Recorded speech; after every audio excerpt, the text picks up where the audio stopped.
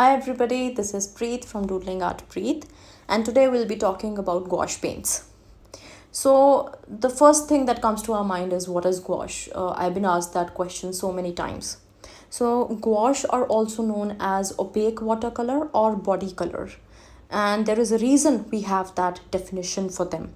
The pigment which is binded in these paints is actually giving it a very opaque property, because of which when we use it on a paper it gives a very thicker look, matte finish, and totally opaque. But if you use it with water, it goes into a translucent format.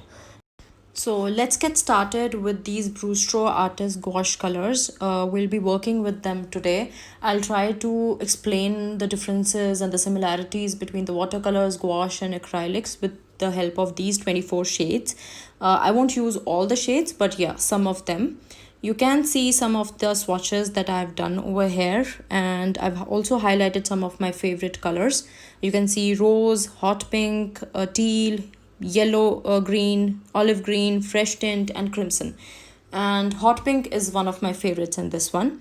And I think they are super smooth and beautiful. They have a creamy texture, and I totally loved the texture, and they're very good as per my understanding. And this is the outline of a painting I'll be working on in the next video. I won't work on it in this video, but I thought I'll just show the outline.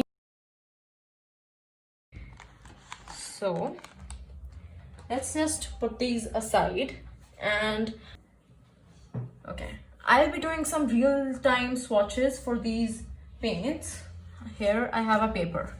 Okay, you might be wondering that what sort of a paper is required for wash paints. So you can actually go for any thick sheet. I would say above 250 GSM. Please don't go below that, because then the paper starts to warp and there is like leakage, and doesn't make any sense of using a bad quality paper. But if you are a beginner and you're not sure of it yet, and then surely you can go for a normal drawing sheet. We have drawing pads. You can go for a normal drawing sheet. I'm sure it'll work nicely over there. But this is a watercolor paper. This is also from Brustro. This is 300 GSM and 100% cotton.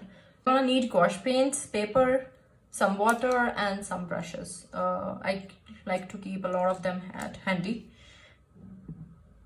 Okay, let's have any of these colors. I think I'll work with cerulean blue today, just to show you.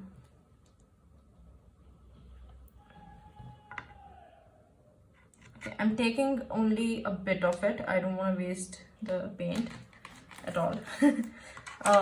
Okay, so let's do some swatches.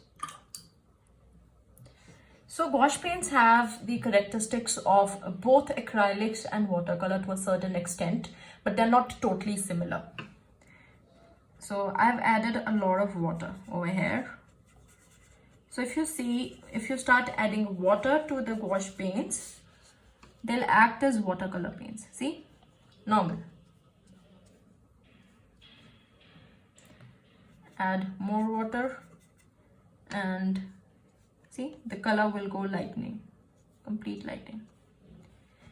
So you can reduce the opacity of your gouache paints by adding water. But you need to understand this. I'll take this one. That just like watercolors, they will be reactivated once they get in touch with the water. So they are not waterproof like acrylic paints. So let me wash my brush, and I take a small amount of this yellow green and I start adding. Now this will reactivate the color which is below, and it'll kind of mix up, right? Whereas had I used it separately, it would have been a totally different color. Over here you can see there is a tinge of yellow in the green, as the color is supposed to be, but here the color has mixed with the blue which is below, and it has turned a little bit sap green. So that is how it's quite similar to the watercolors, but say you're not adding too much of water in it, right? And you simply paint. It'll be opaque. The opacity is very high compared to the watercolors. The second thing that you need to understand is that if you use, say, dark shades like ultramarine or Prussian blue or burnt umber, right? So those paints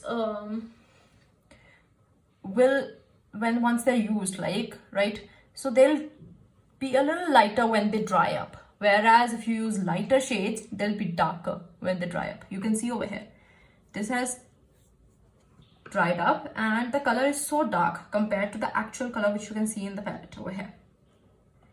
So that's one thing. Compared to the acrylics, say if I don't mix it with water, so this is my brush which I've used with water, I won't use it, say a dry brush, and I pick up the paint. See?